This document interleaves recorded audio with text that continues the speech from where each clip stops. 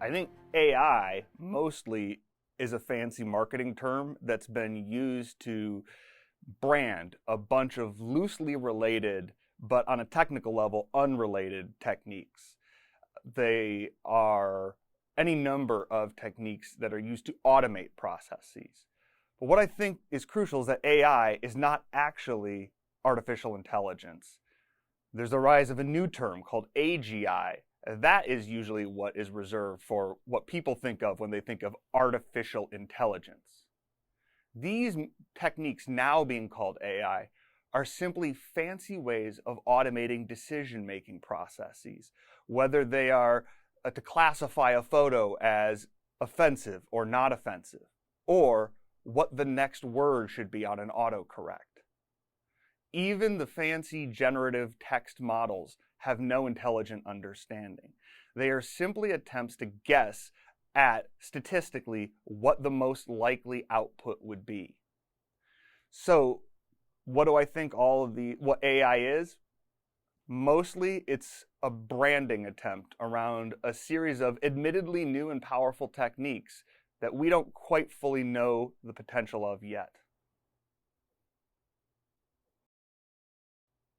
I think the difficulties with AI are manifold.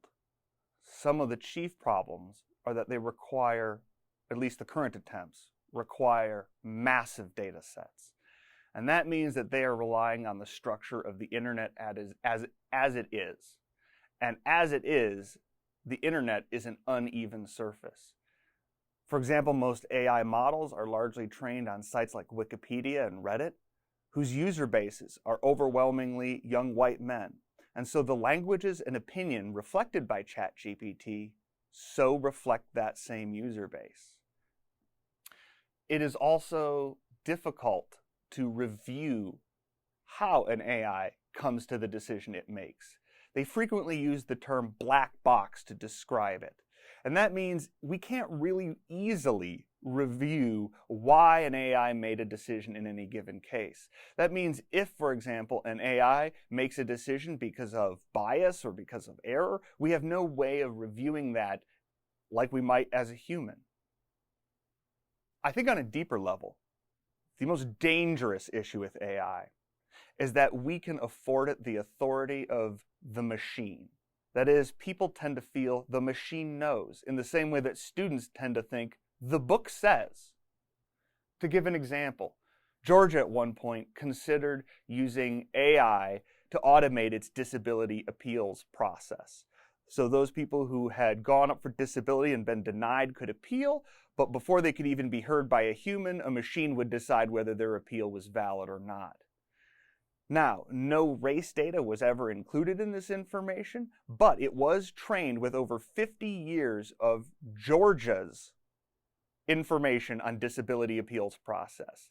And like I said, while race information may not have been included, medical information was. And it may not be a shock to people to find that the AI system quickly found a correlation between those who, for example, suffered from sickle cell anemia and being denied benefits. And so those who had a medical history of sickle cell anemia thus found themselves far more likely to be denied benefits.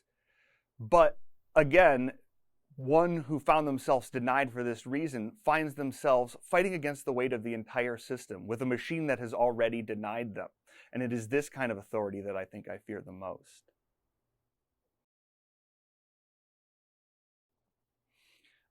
Certainly, I don't think AI is a universal negative. It has the ability to automate all kinds of things that may be difficult and impossible to achieve otherwise.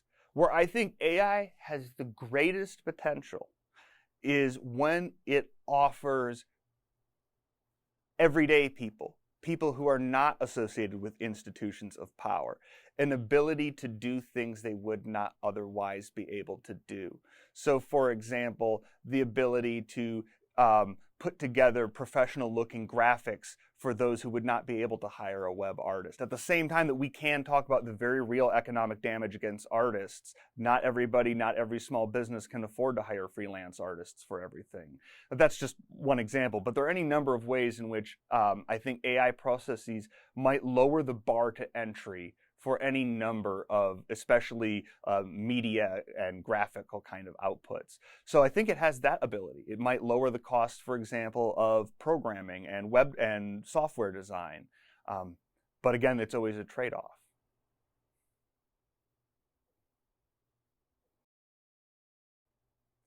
I think when it comes to AI, most of all, we need to be aware that we're entering a world in which these decisions can have deleterious effects that affect the populations numbering billions.